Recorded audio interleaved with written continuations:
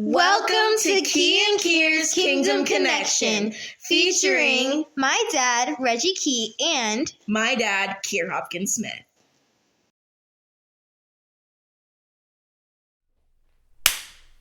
My man. What's happening? Key and Kier's Kingdom Connection. We may be a little lethargic. 4K. Mama G's, Soul and Low, you did it to us. Yeah. Jesus. That was some good. Bro, was some good food. It's good food, man. Yeah. It hit. Mm-hmm. Man, it took a bite out of me like Tyson on Evander Holyfield. Stop it. Wow. You took it there. Okay. This is what we doing? All right. Took a bite out of my brother because good Lord. But yes. But you got something that you want to talk about today. No, you got something that you want to talk about. Well, I'm going to talk about it, but you prompted the idea. Yeah, we're as we're winding down the school year, and for me this hits a little different because I have a junior who's about to become a senior. We both got a junior. This is true. My fault. Yep. Because I'm focusing on your eldest who is already in college. And you told me a story about how when he was entering in, he had some trepidation and was worried about how he was going to choose his college. You gave him some great wisdom that I wanted to capture for my son to be able to hear, but also for other people who are getting into this space where they're having a child go away to college, because there is a very practical way to determine where a person should go that involves direct communication with the father. Yeah, it does. And with that communication with the father comes, I guess, kind of a precursor of their great communication with us. Mm-hmm. Okay, there's a precursor to it, because I think that how we can communicate with them in this process is how we set them up for best success with communicating with the father. We talked about that before. So Josiah going off to school, the elder, going off to school, man, it was interesting because he knew he wanted to. He already had his idea in his heart towards becoming a teacher and wanted to go into elementary education.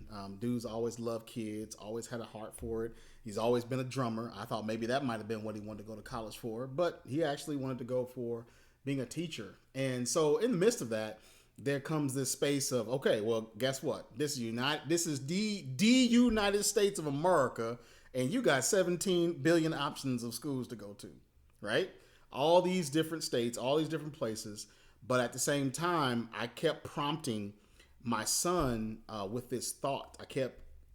Truly, I'm integrating this thought that I want you to try to go to school and not have to come out with a whole bunch of college loans. Of course. That's the big one, right? Because his mom and I both have them. Mine's is paid down to, I think, like the high 20s. But my wife, with her 2 degrees, we're still in 6 figures what we owe for her. Wow. Okay. We're still in 6 figures. So obviously from our side, I don't want my son to ever have to deal with that. It's like, son, this is what, okay. So within that comes him thinking more of staying in state versus going out of state. Because for whatever the reason in this great America, it costs more money to go out of your state than it does to stay in your state. Okay. So we're within the state. So, but he also had his thoughts towards certain colleges. He did not want to go. I didn't even have to prompt this one. He didn't want to go to a college that was known as a party college. That's wisdom. Yeah. That was something that in himself, he didn't want to go to a party college. So if it was already known as that was already off the board for Josiah. And I appreciate that for him, because he was like that. I don't want to be contending with alcohol and partying. Not that he drinks, not that he's even worried about drinking, but he just didn't want to have to deal with it, for its own issues. So from there comes, him, all right, well then let's think about it. So what I told him, I said, all right, let's do this. Why don't you investigate your colleges, and I want you to pull out your top 10. I want you to pull 10. Just look at 10, and I want you to list pros and cons of the 10 colleges that you think would work. One, you're going to look for the major. Does it have the major itself? It's crazy that you can actually have a college that don't offer certain majors. That blew me away. I guess in my mind on why I thought it's college, so it should offer everything a person wants. But truth is, they don't.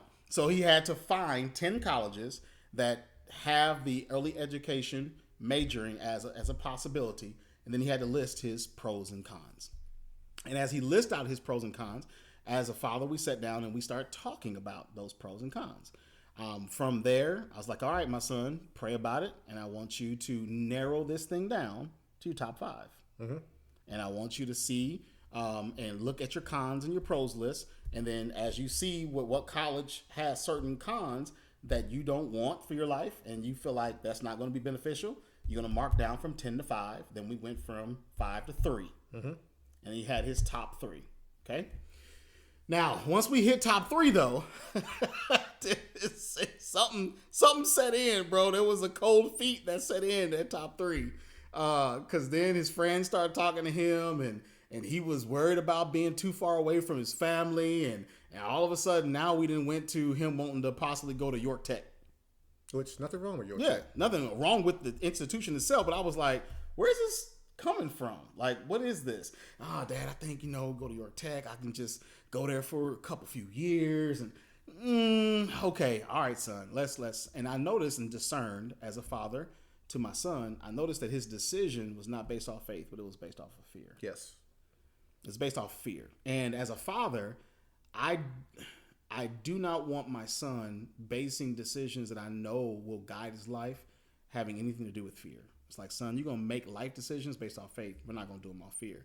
And even though this is his want and this is what he's thinking and he's leaning towards, matter of fact, he's even kind of verbose about it. As a father, I have to put my foot down and say, we're not doing that. We're not going to base things off of fear. You're going to do them by faith. I'm going to keep sending you back to the Father. One thing that I like, we even talked about this earlier today, is that your recoil wasn't about how far away he went. That's what most parents' recoil is at this stage in their lives, especially if it's like their first child. Like, I don't want them going far. It's like, what? Especially for Christians, like you think the God that you serve here is not going to meet him or her where they're going? Why are we talking about that? Right. Now, of course, like I said, if you know your children's proclivities and like if they get too far, they're going to wild out. Well, that first of all, that may be a reflection on how much you suppress them and wouldn't let them do nothing. But that's not what this is about today. And so I like that your recoil was: are you operating by faith or by fear? And you helped him course correct with this methodology that you're playing out. So I just wanted to say salute to you for that. Well, you understand that part. And for any parent that's listening, is that there is a really and I say detrimental on purpose, a detrimental understanding of whether you feel like God gave you your children for you to be stewards over them, or if you gave them for you to own them. There's going to be a big, you got to discern that out as a parent. Are you trying to own your children? Yeah. Like this whole possession, they are mine. I have resigned that a long time ago. Yeah. And as a matter of fact, the Lord never allowed me to have that from my children's birth. That whole they belong to me. No, the Lord was very clear. They're mine. Mm-hmm. I'm lending them to you to be stewards over their life. Because I could take you at any moment. He could take you at any moment. You are finitely limited to being in one place at one time. Yes. Versus God the Father, who is not. He is everywhere all at the same time. Absolutely. He is omnipresent. Right. And he is more their Father than we will ever be. That right there. Their Father. That right there. And that truth is what helped me in this process. When the Lord reveals, I am more their Father than you can ever be. Yeah. And I'm okay with that, bro. That wasn't God trying to throw an elbow to the dome or nothing. No, the Lord was like, I'm going to help you understand this truth. Mm-hmm. And so with that understanding, my recoil wasn't distance. It was setting him up for the best spiritual success. Yeah. If you start in fear, you begin this life journey, like you starting to now ease into your interdependence and into your independence, and our ground is fear, my son is not set up for success. He is not.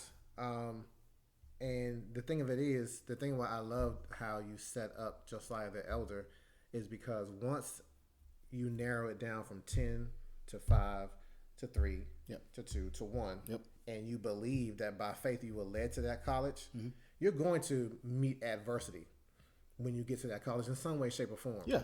But the resilience that you have is going to be grounded in the fact that the Lord brought me here. So if the Lord brought me here, that's it. He's going to bring me through. Come on, whatever I encounter, because you got to know without a shadow of a doubt. Because I think I know I had a point where I was like, oh, my freshman year, I was like, did I choose the right place though? Because yes, sir. This ain't feeling right. Right. This ain't feeling what I'm used to. Right. I didn't have this good knowledge, this good foundation that you have established for your son. And so I want to make sure that it's put out there for other people to establish it. Because though I was able to endure through my adversity, many people don't, and many people end up leaving their major, leaving their college, because they don't know for certainty, this is where God has me, and this is where God is working with me, and this is where God is working in me, to do what it is that I've been called to do. That's right, and He is going to work and finish what He starts, right? And we are co-participants in that, because we have to submit to it. For Him to do this thing, you got to submit. It's got to be willing to submit. So yes, he endured adversity. Okay, so for you guys who y'all might know Josiah the Elder, but he is like me. He is an extrovert like me. He likes people. He loves being around people. And so that's a big thing for him. Yeah. And then for him to leave everyone that he knows here in Lake Wiley Clover and then shift 3 hours to Charleston, he knows no one. He knows no one. So, and for those who are introverts, this might not hit you to say. But for us extroverts, he went that first semester and not really have nobody to connect with. It was an adversity for him. I mean, he called me and was, Dad, I'm lonely. It's like, I ain't met nobody. I have not been able to make any connections with nobody. He was hurt. And so, all right, son, and I have to keep reminding him, when we got to this process, was it the Lord who sent you here? Right. And he was like, it was. Well, then I need you to endure, because God is the one. And on the natural side, listen, fathers, it's great when you lead them through God, because then God is actually saving us as fathers in this situation where He's not looking at you as the reason why I'm here. Oh, that's good too. He ain't looking at you like, see? Yeah, See? He can... Right. When He knows that it was God, He can't look at me like that, because I'm not in the equation. Yep. It's now He has to come to the Father. So Josiah did endure the adversity of loneliness. This private Christian college was $42,000 a year. And listen here, son. One thing we're not going to do is we're not going to have a whole bunch of loan debt. I don't want you graduating and having owed $120,000. Right. So I need your part-time job will be scholarships. And we press for it. And as you know from our history, Josiah had moments where the money wasn't always there, but we had to believe God. We had to tap into resources. We had to pray. We had to declare. Sometimes there was things I had to give out of my own to be able to help him. I'd rather for it to come from me, right, than for him to have to take out some crazy loan. If I have it, it's his. But he has persevered, and now he's got into a great place where he's found where those scholarships are, and he's not taking out a whole bunch of loans. Yep. He's going into his fourth year. And so, listen, and then when we got there, I was like, okay, son, listen, fear is set in. You don't want to go too far. You're afraid of this. You're afraid of that. We're not going to do fear. I said, listen, I need you to go and pray and ask the Lord to reveal to you, are you making this decision out of faith or out of fear? And I said, and we're not going to take any other steps until after you've done that. Okay. I put that charge on him. And God bless my son. He took the charge. And he went and he prayed. And he prayed and he prayed. And then he came back and he said, Dad, the Lord revealed to me, it is out of fear. It's not out of faith. Obviously, as a dad, I'm like, yeah, I already knew that. But he gotta see get it from the source. He gotta see it. And once he saw it, I said, okay, where is the Lord showing you? And he said, Dad, of my three, Charleston Southern was always my number one out of the top three. And he says, and then when he prays specifically about whether the Lord wants him to go to Charleston Southern, the Lord revealed, this is where I want you. Hey. So we walked this thing out with him, and now he has it.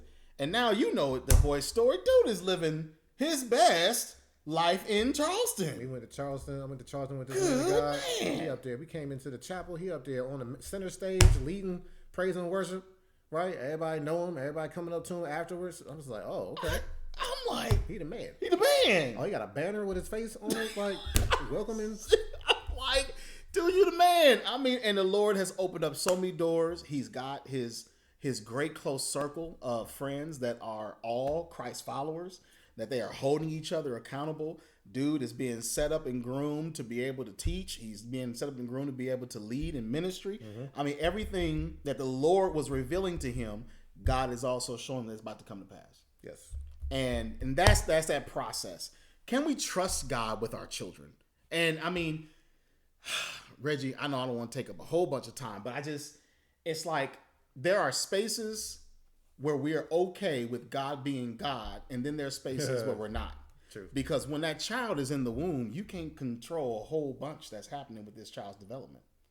Obviously, there's some nutritional parts, but you ain't able to put your hands on that child. So for 9 months, you got to trust. You operate more by faith because you can't see. You can't see, except for whatever the ultrasound shows you. That's about as good as you get, right? So we'll go through 9 months of trusting. And then after the 9 months, what? Once we can see him. It's like, okay, Lord, I know you brought me this far and this child this far. I'll take it from here. Yeah. Nah. Lord, since you didn't did it this far, I'm going to let you continue doing it. And keep leading him. Because truth be told, man, as parents, we are, like he said, finite and limited, right? We weren't with them every day while they were in elementary. Nope. We weren't with them every day they was in middle school or high school. We won't be with them every day while they're in college. Nope. And so it does me no good to try to be a helicopter parent and try to, I'm going to trust the Lord and point them straight to God and say, you better learn the Father. And now, fam, this boy will call home, this young man will call home and be like, Dad, everything you said, I see it. Man, that's so great. Everything you said, I see it. For him to be able to confess it to you. And I ain't prompting it. I ain't making him. He sees it. Mm-hmm. And I'm grateful and I'm thankful. Obviously, it's praiseworthy unto the Lord because I had a man of God that once said this, and this stuck with me forever. A faith that cannot be tested is a faith that cannot be trusted. And that man of God said that to me years ago, Reggie, and it stuck with me. It's stuck. If it can't be tested, you can't trust it. Yep. So that his faith had to be tested so that he can see it and trust God and walk this thing completely out. This is why we recording today. I was like, yeah, you talk, man, God. You let them know. Man. And I thank God for it. And as fathers, we want you encouraged. Just as Reggie and I, we pair together, and I encourage him just because my son is 21, yours is 17. Mm-hmm. So there's that wonderful 4-year gap between. And so that 4-year buffer, I'm able to take all of mine and I just give it to the man of God. It's like, bro, trust and believe. I see you and I got you. And that's like, hey, just it's 4 year right here. Here you go, fam. I got you. And to see you even progress as far as you've come with Josiah has been beautiful. Yeah, thanks. Appreciate that. Right? I mean, and I have no qualms with that, man. Just to see what you guys have gone through and how far you have progressed, because we remember when we first met, there were some woes, right? Sure. There were some woes. But God has tempered you. God has tempered him. God has caused you to see each other better and fused you better. Bro, and it's absolutely beautiful because as you're going through it, sometimes you just can't see it. You can't see the forest for the tree. It's like, man, this is all it's going to be. Yep. I told somebody, we went on a college tour 2 weeks ago, and I was like, have we done this tour 3 or 4 years ago? Somebody wouldn't have came back.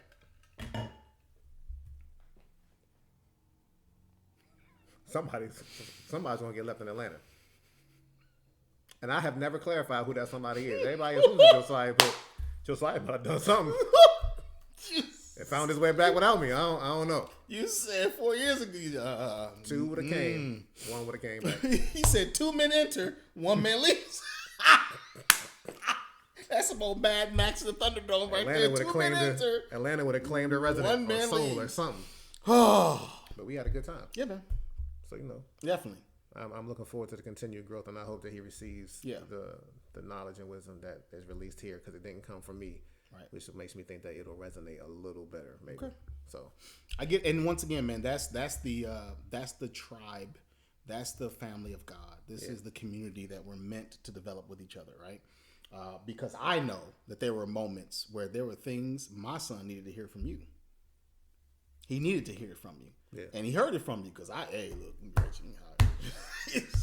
and then you break something off to him and he was like, there it is. And I was like, hey, I'm not mad.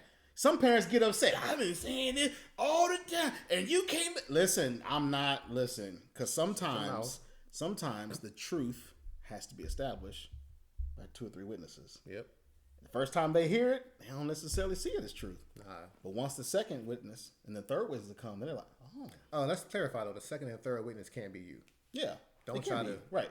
Don't try to be like, hey, it's not me. It's somebody else. Like, no, let it come from somebody else. Let the voice of the Lord resonate and come out of somebody else's mouth. Yeah. Not you don't have to capture every word right. that the Lord releases and give it to your child, especially in these teenage years. Yep. Don't do it. Don't do it.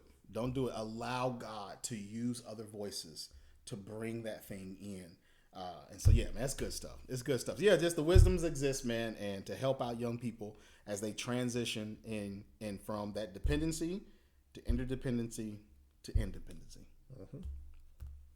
There it is. All right. That's all we got. So we're going to land this plane for this episode. We're going to land this thing. We appreciate you guys for listening in. Just know that those wisdoms are out there and be willing to have an ear to hear and have eyes to see so that God can bless you and help you when it comes to your children in transition. And be willing to listen. Take your hands off and let God be God. Let God be God. There is a level of God's going to have you interacting with them. But there's going to be times where the Lord's going to be like, would you step back and let me be God? Because I can't as long as you keep thinking that you should. So step back and let me do it. So, all right. So Key and Kiers. Kingdom Connection. Y'all know where to find us. Metaforte Ministries. Power of my testimony. And y'all can also find us on Spotify. I'd be scared every time that for whatever reason I'm about to forget. Like, I'm going to blank out. I haven't done it yet, though. So I'm proud of myself. Yes.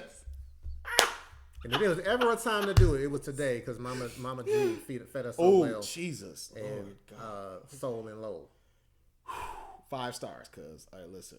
Hit all the right Salute spots. Bryce. Yes. Chef Bryce. Chef Bryce. Thank you, my brother. Because I done had your chicken wings twice, cuz. And 2 times over, you 100 in my book. This comes from a pit master. You 100 in my book, bro. All right, so salute to y'all. Blessings until next time. Peace. Oh. See, so we did blink out. Yeah, we did. See, we need to go take a nap.